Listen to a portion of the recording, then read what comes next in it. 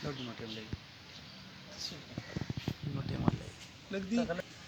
الله الرحمن الرحیم. بډګرام میډیا روم ویورز یم انسان نسیم په دا مهال موږ سره ولې انسان نسیم د بډګرام میډیا روم ویورز په دا مهال موږ سره موجود دی د بډګرام ډي پی او. څنګه چې تاسو ته پته ده نن ډسټرکټ بډګرام په تاریخ کې داسې یو افسوسناکه خبره شوې وه تحصیل علی په زنګ کې چې یو د کور مالک چې دی هغه خپل د کور 15 کسان چې دي هغه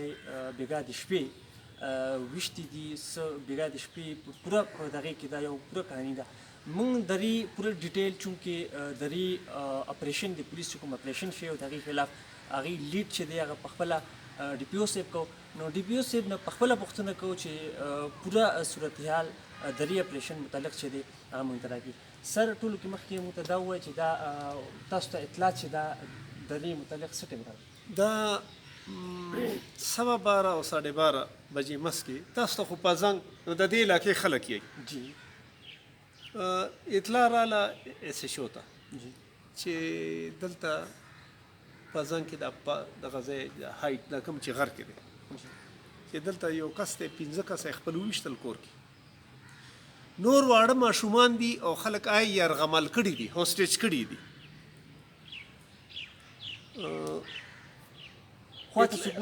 اطلاع شو خواته څوک پرېږدي نه خو داسې ایریا ده چې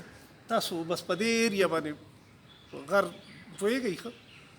ایس ایچ او خو لاړو 12:30 1 بجې لاړو په دې چې 2 غنټې لار خو به وي تقریبا 1.5 غنټه خو به خامخا وي په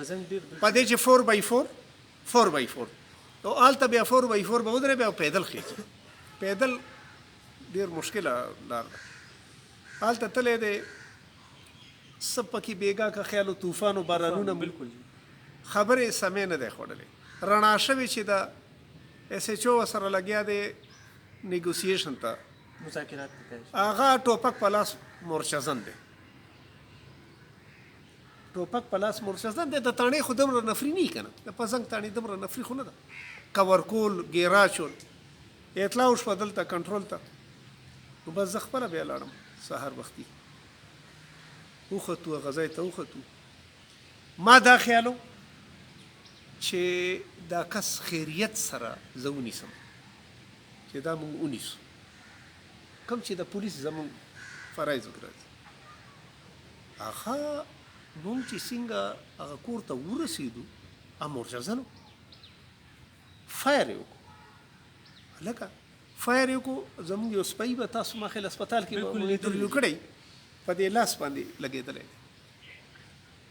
بس بیا مونږ هم ګیره واچوله خامخا اپنی بچاو خوشته دی پولیس کې هغې کې بیا هغه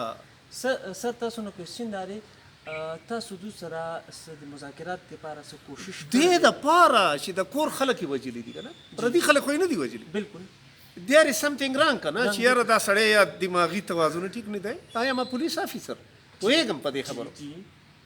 دې دپاره چې یاره ده خو دا 15 کسه ووژل که نه او په دې به زه څه پراګرس شو کومه چې ما مونږ سړی وویشته و ډېر نه ویل چې دا ونیسم صحیح سلامت ونیسم بیا چې څه سزا د قانون یې ورکوي هغه ورتلو سره نیګوسیشن خو پرېږده هغه مونږ خو د علاقې نه دومره دغه نه یو که نه هیلي ایریا ده فایر یې وکړو زمونږ یو سپی خو په دې لیفټ هینډ باندې دغه شو زخمي شو بس بیا جوابي فایر وشو پولیس ته یې خامخا نفري خو مونږ و ډېر